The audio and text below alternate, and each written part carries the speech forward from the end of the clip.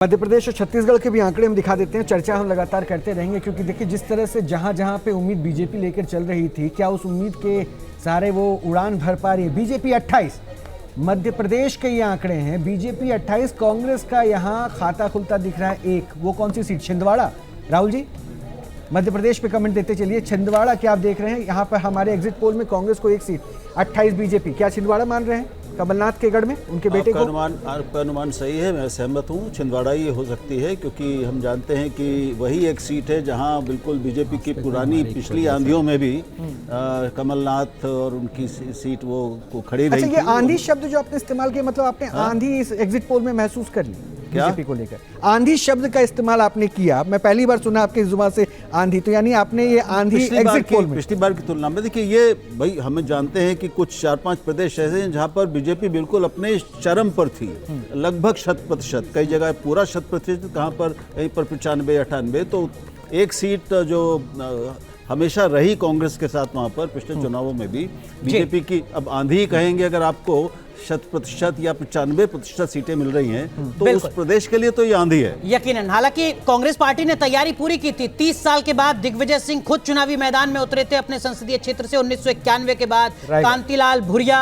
मानकर चल रहे थे कि वो जीत जाएंगे, लेकिन यहां लगता है कि सिर्फ एक ही सीट पर खाता है। हमारे साथ सुब्रत पाठक साहब जुड़ गए हैं। सुब्रत साहब, आपको शुभकामनाएं भी देंगे, लेकिन उससे पहले जरा छत्तीसगढ़ के आंकड़े एक बार जरा दिखा दें अपने दर्शकों को। छत्तीसगढ़ की तस्वीर किस तरीके की है? देखिए, छत्तीसगढ़ में कुल सीटें 11 और 11 में 10 सीटें भारतीय जनता पार्टी जीत रही है और 1 सीट वो जिस पर कांग्रेस पार्टी यहां पर जीतती हुई नजर आ रही है। तो छत्तीसगढ़ में 11 में से 10 सीटें भारतीय जनता पार्टी के खाते में जा रही है। सुब्रत पाठक साहब, हमने उत्तर प्रदेश का आंकड़ा भी दिखाया था, 67 सीटें भारतीय जनता पार्टी जीत रही है। सुब्रत पाठक साहब का भी नाम उसी में है। उत्तर प्रदेश के आंकड़े दिखाए थे, 80 में से 67 सीटों पर बीजेपी जीत रही है। आपको भी शुभकामनाएं दे दें।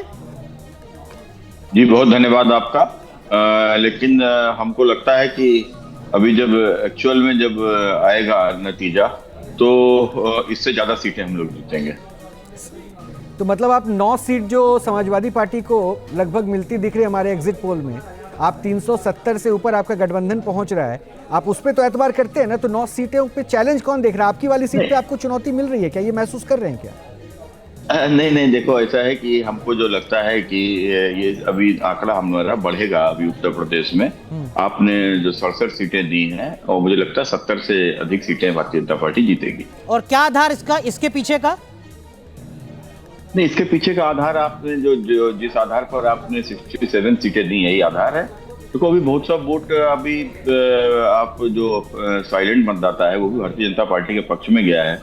तो मैं समझता हूँ कि वो सारे गणित फेल हो जाएंगे। इस जाति उसको वोट देता है, ये जाति ने उसको वोट किया। तो भी जब आगे जब पूरे वोट खुलेंगे तो ये अनुमान से और बेहतर अनुमान आपका। सुब्रत साहब, आपने खुद अभी जो है ना 80 के 80 नहीं कहा, आपने कहा 70 प्लस लेके जाएंगे, यानी कुछ सीटें आप समाजवादी पार्टी को दे रहे हैं। तो फिर से मैं एक प्रश्न पूछता हूँ, वही प्रश्न, अपनी सीट को आप जीत रहे हैं, ये मान के चले, आश्वस्त रखें। मैं क्योंकि हमारे साथ बहुत लंबा चौड़ा पैनल बैठा हुआ है, एक्सपर्ट्स हैं सारे, इसलिए उनसे वो सुनना चाह रहे थे। देखिए, आप ये मान के चलिए कि हमारी सीट जो है वो पिछली बार गठबंधन में भी भारतीय जनता पार्टी यहाँ से जीती थी। तो इस बार मैं समझता हूँ कि निश्चित रूप से कन्नौज की जनता ने फिर से भारतीय जनता पार्टी को आशीर्वाद दिया है और इस बार गठबंधन नहीं था। तो भारतीय जनता पार्टी को निश्चित रूप से यहाँ पर प्रधानमंत्री श्री नरेंद्र मोदी जी को प्रधानमंत्री बनाने के लिए कन्नौज की जनता ने भी आशीर्वाद दिया है। इनके सर जो भरोसा सुब्रत पाठक दिला रहे हैं, इसके पीछे कोई वजह आपको भी नजर आती है? हालांकि समाजवादी पार्टी ने अपनी रणनीति बेहतर बनाई थी, जैसा मैंने कहा, यादवों को कम से कम टिकट, मुसलमानों को कम से कम टिकट, कोशिश ये कि सारी जातियों को जोड़ सकें, लेकिन वो ध्वस्त नजर आ रहा है। अनुराग, इसमें 2 फैक्टर्स हैं।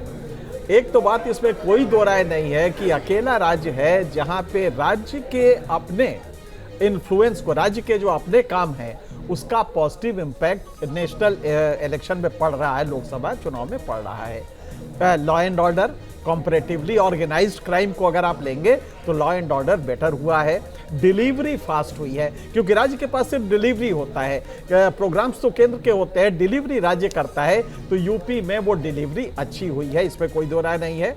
और ओवरऑल एक इमेज बनी है, अयोध्या में राम मंदिर बना है, ये पॉजिटिव हो सकते हैं।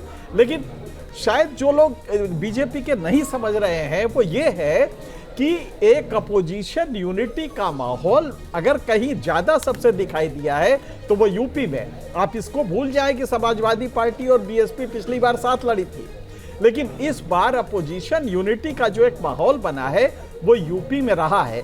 इसलिए हम ये कह सकते हैं, जो हमारा सर्वे है वो भी यही बता रहा है कि आप पिछले साल का रिटेन करेंगे, बल्कि 3-4 बढ़ेंगे भी। अदरवाइज और ज्यादा बढ़ सकता था, लेकिन ये डिलीवरी चूंकि स्टेट गवर्नमेंट की भी पॉजिटिव गई है और लॉ एंड ऑर्डर वगैरह एक बड़ा फैक्टर रहा है, इसलिए इसका भी फायदा मिल रहा है बीजेपी को, जो कि अन्य राज्यों में नहीं मिलेगा। आप देख रहे हैं हरियाणा में नहीं मिल रहा है, हरियाणा में नकारात्मक है बीजेपी के लिए, जबकि वो शासन में थी, उसके चीफ मिनिस्टर जो थे उनको बदलना पड़ा था। तो हमें लगता है कि कुछ राज्य हैं जहां की राज्य की चीजें नेगेटिव जाती हैं, कुछ राज्य में पॉजिटिव जाती है, यूपी उनमें से एक है।